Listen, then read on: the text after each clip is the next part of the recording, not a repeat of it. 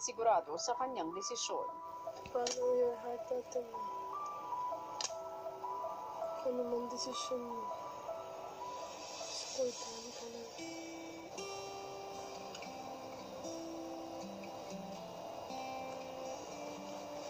Lahat tayo may dahilan.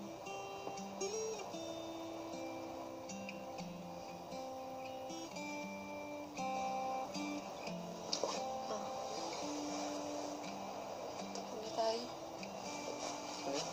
Pasok na tayo. Grabe to. Hindi ko alam sa kanya. Gulat ako Ay, ayun.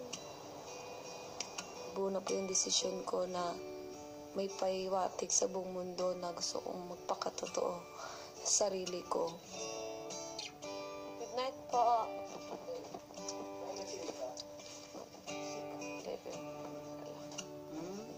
Kahit saan naman po ako mapunta, parating may nagtatanong about sa kung ano talaga nangyari sa buhay ko.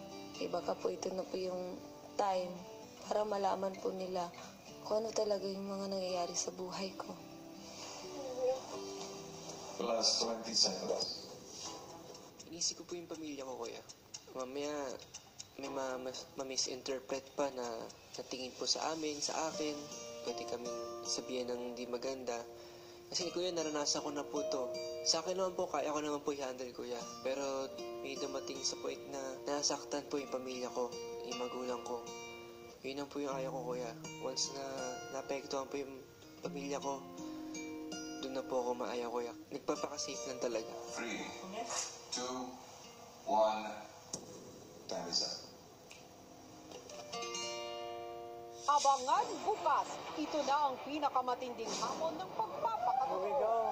Ano nga ba ang mga katanungan na susubok sa housemates? Nakakaramdam ka ba ng inggit kay Maymay? Maymay, galit ka ba sa tatay mo dahil iniwan ka? Do you want to leave the house now? Sino nga ba sa Lucky 7 ang aabot sa Big Night? At sino ang gusto ng sumuko? Lahat ng yan sa PBB Lucky Season 7.